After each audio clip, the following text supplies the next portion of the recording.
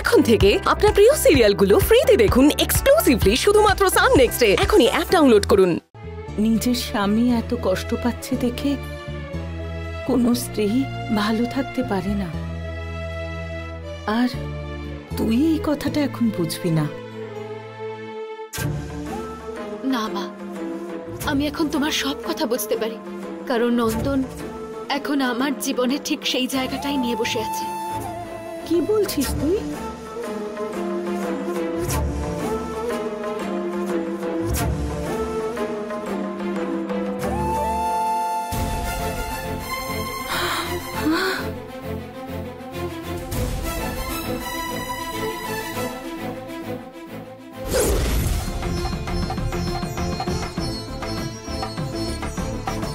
আর তুমি যদি বলো, আমি এটা এক্ষুনি বাবাকেও জানিয়ে দিতে রাজি আছি। অনামিকা, এত তাড়াহুড়ো করিস না। তাড়াহুড়ো করছি না মা, একদিন না একদিন তো বাবাকে এই সত্যিটা জানতেই হবে। আজকে জানাতে হবে না, আমি যখন বলবো তখন বলবি, ঠিক আছে? আমার কথা শোন।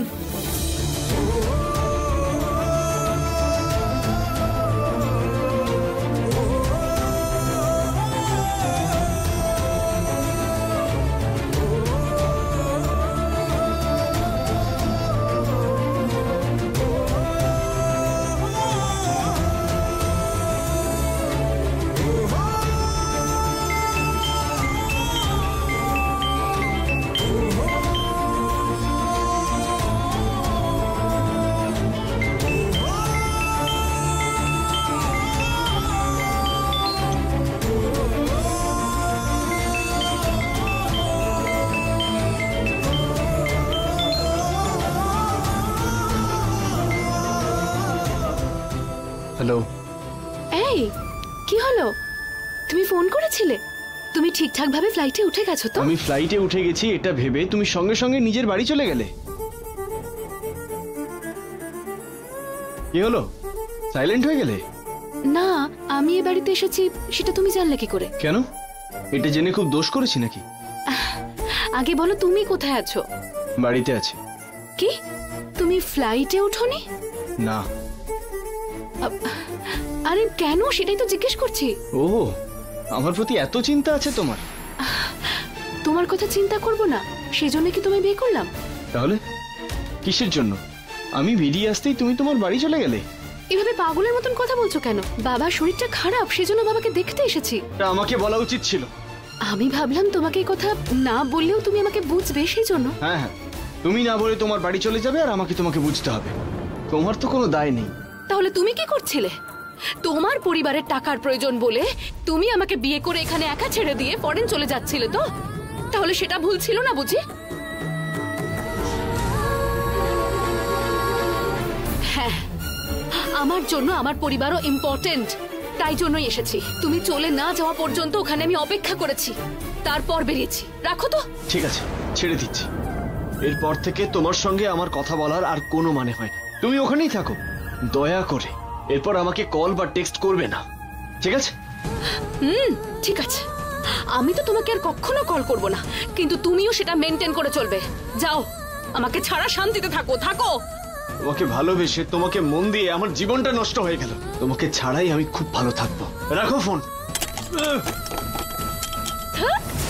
যাও তো, ফালতু একটা।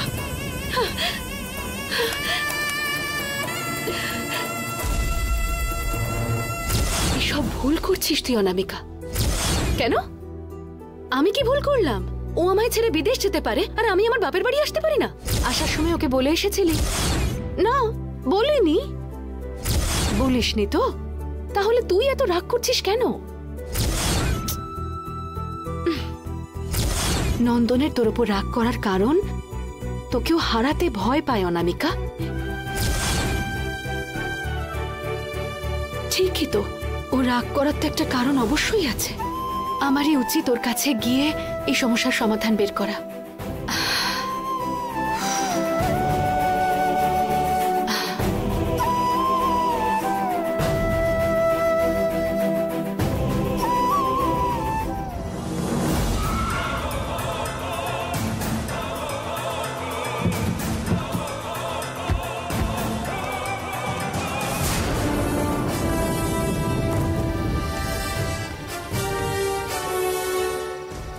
বস, কি ব্যাপার বলুন তো বস?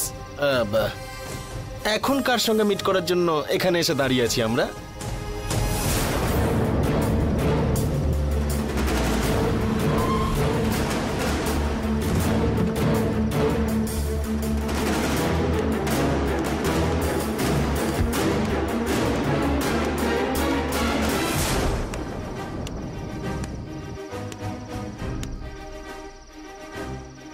একটা ছেলেকে শেষ করার আছে, ওটাই কাজ।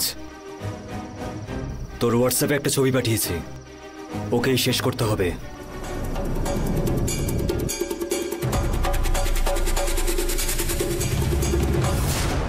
যা বললাম বুঝেছিস তো? হ্যাঁ, হয়ে যাবে স্যার। আর একটা জিনিস, এই খুনটা অ্যাক্সিডেন্টের মতনই হওয়া উচিত, এতে যেন আমার নাম বাইরে না আসে। অশোক, হ্যাঁ, গাড়ি থেকে টাকাটা নিয়ে এসো। এক্ষুনি নিয়ে আসছি।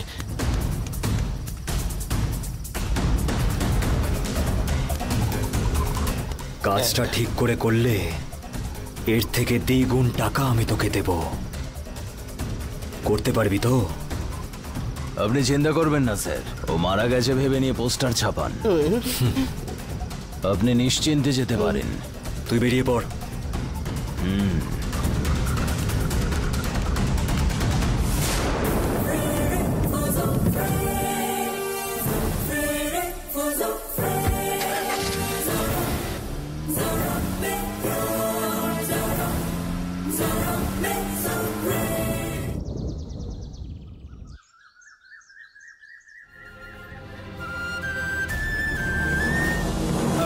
বস, sir. Hi Nandan. Morning sir. বসো। Yes sir. Please take your seat. তারপর নন্দন, কেমন চলছে সব? ভালো স্যার। হঠাৎ কেন নন্দন, জিজ্ঞেস করা উচিত না নাকি? কোম্পানি স্টাফ ভালো আছে কিনা জানাটা তো একটা বসের কর্তব্যের মধ্যেই তো পড়ে। আর তুমি এই কোম্পানির জন্য তো কত হার্ডওয়ার্ক করছো, তাই ওকে, কামিং টু দ্য পয়েন্ট। একটা ক্লায়েন্ট মিটিং আছে, ওটা তুমিই প্রেজেন্ট করবে। স্যার, আমি অ্যাকাউন্টেন্ট ছিলে, সেখান থেকে অ্যানিমেটর হয়েছো, অ্যানিমেটর থেকে অ্যাসিস্ট্যান্ট টিম লিডার হতে চাও না? ওটার জন্যই এই চান্স। কি ব্যাপার নন্দন, এত ভাবছো কেন? বস তোমাকে বিশ্বাস করে এত বড় দায়িত্ব দিচ্ছেন, তাও তুমি ভেবেই যাচ্ছ। তোমাকে কি সিঙ্গাপুরে পাঠাচ্ছে নাকি? এই তো সামনেই শিলিগুড়ি, ওখানেই তো পাঠাচ্ছে।